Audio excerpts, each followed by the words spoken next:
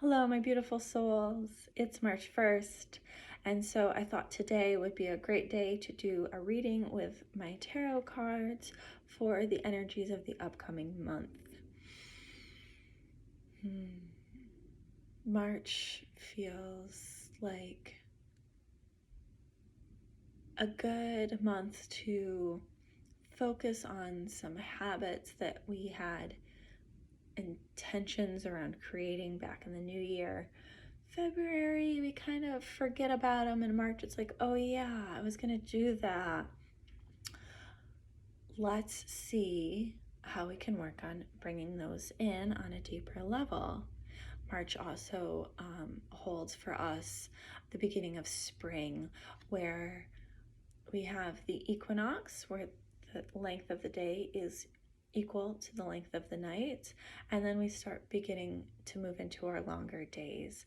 So this is a really great time to start bringing more awareness to the things that we have in life that we want to focus on building. Similar to how we use the full moon and the new moon, we also use the length of the day to help harness those energies as well. So first I have a couple different cards to play with. We have the archetype cards from Caroline Myss. Really love these cards for kind of just looking at like the baseline energy. And then I use the Ascended Masters Oracle deck to, how can we like step up our energy? So first we have our trickster energy, and transcending convention, stuffiness, and predictable behavior. The trickster is about kind of shaking things up, letting go of convention, maybe taking what's not working, shaking it up, and making something new out of it. But on the shadow side, it can be manipulating others through duplicity, right? Which is what we commonly think of when we think of trickster. But the light energy of trickster is like, let's take what's not working and make it better. And so with our Ascended Masters energy, we have Osiris, father, husband, and son, brother as well. And the Osiris energy is about focusing on the relationships with important men in our life, maybe releasing wounds connected to men in our life, letting go of guilt or shame, or just getting in touch with our own, divine masculine energy, right? So we have this trickster energy of like shaking up what's not working, and then our Ascended Master energy of getting in tune with that divine masculine energy. How can we perceive these masculine traits in a new, enlightened way? How can we use them to create healing? How can we shed light on things that need to be fixed? Okay, so now we'll turn to our tarot cards for the energy of the month. And it's always interesting when I use the archetype cards and the Ascended Master cards, there's always like a theme that the tarot cards start to pick up on and start to support. So I'm going to do one more riffle. Actually, you know what? I am going to just pull from the deck at random instead of just like shuffling like crazy and pulling from the top. I'm just kind of like feeling like that's the thing to do today. So the energy for the month of March.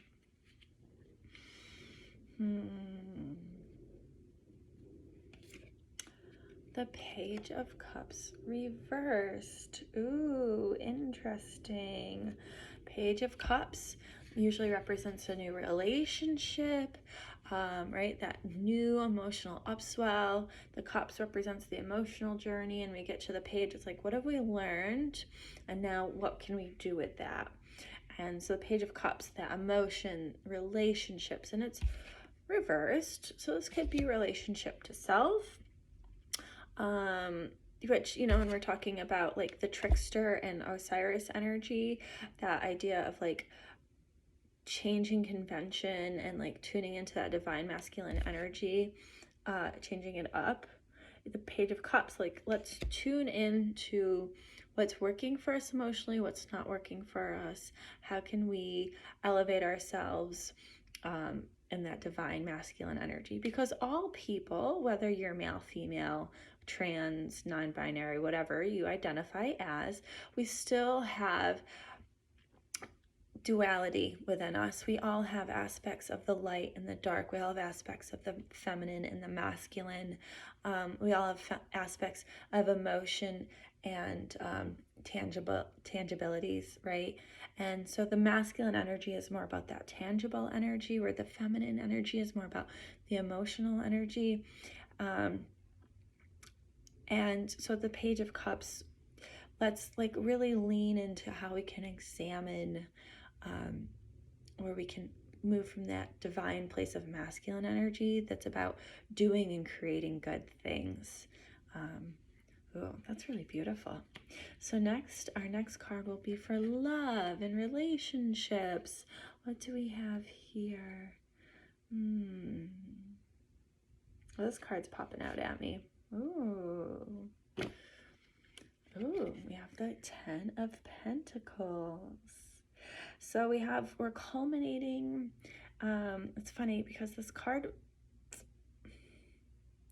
when I was looking at this card, it was like, oh, money, money, money. And I was like, no, but love is supposed to be next. But pulling this card, I'm looking at it and I'm feeling the money energy. So that's the beauty of choosing your cards, right?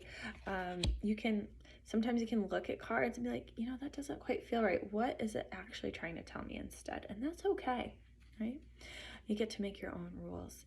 And so the Ten of Pentacles is about the culmination of the journey through manifesting our material wealth, money, our home.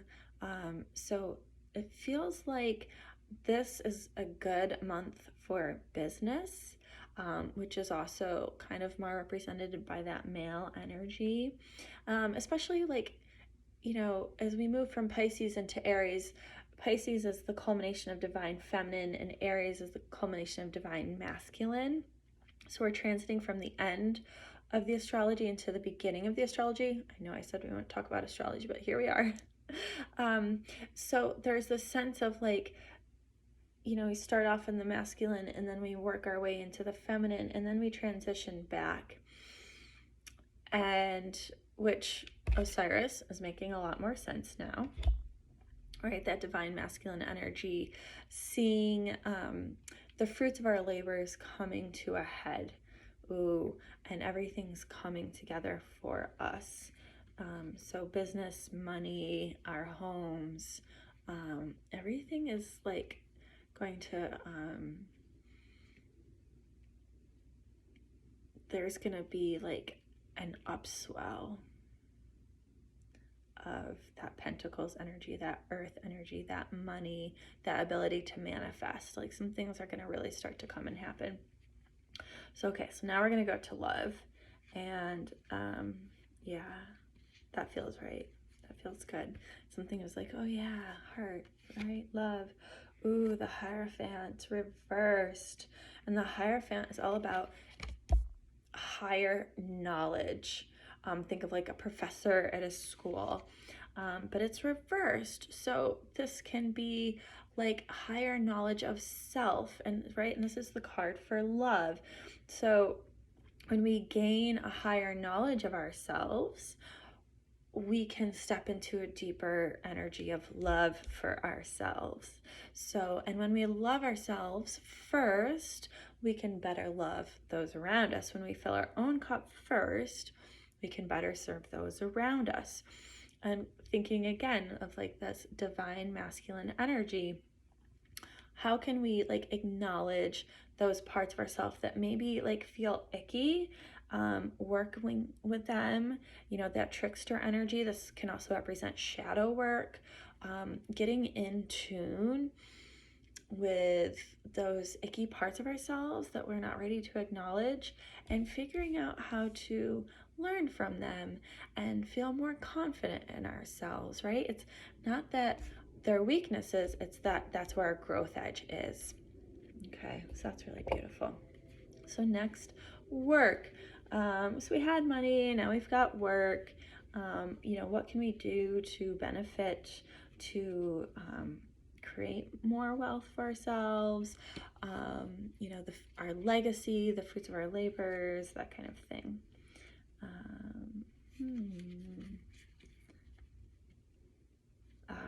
This one.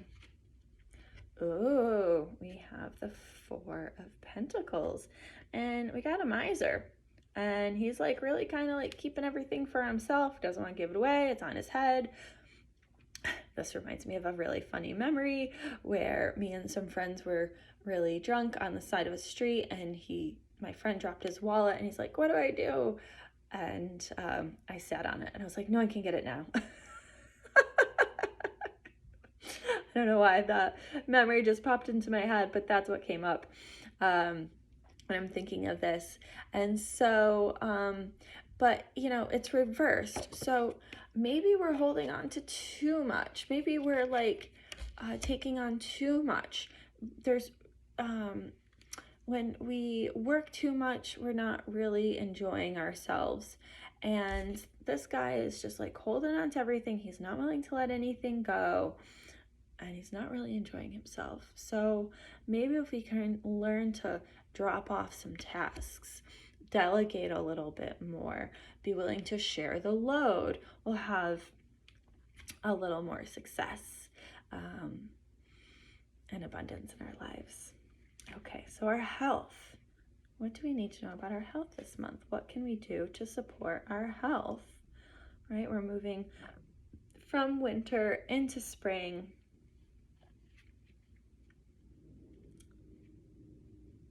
Start planting seeds. This one here. Ooh, death. I laugh because health and death, you're like, oh my God, no, we're all gonna die. No, we're not all gonna die. This is about, death is about transformation, right? You can see in the background, the sun is starting to peak. So even though death is coming, and yes, there's a dead person, the sun is rising, right? This is about, it's just the same way that Pluto represents death and rebirth and transition. Let's think of, again, we'll go back to astrology. We have the death of winter and the birth of spring. We have the light coming. We have the lighter days. This is about letting go of things that, bad habits that aren't working for us. Thinking of the idea of like, again, you know, we set those intentions in the new year, and now coming back to those habits, thinking of like preparing, you know, ourselves for summer, that beach body, going to the gym. So getting off the couch, letting go of like the holiday sweets, you know, the hiding inside because it's cold, and going outside and, you know, starting to be a little more mindful of how we're treating our bodies, exercising more, looking for that transformation. This is a great time to really facilitate transformation. We're not going to die. You know, everybody dies at some point. I'm sure someone out there will die. And if you have a loved one that passes this month, I am here to support you, and, you know, look to these cards to figure out how you can support yourself. But I hope that we can know that when that loved one passes, they are not gone, they're just transitioning to the next world. Okay. And finally, spirituality, connection to the divine. What will support us? Oh, here we go. Two cards are calling to me. They're kind of stuck to each other. Oh, wow.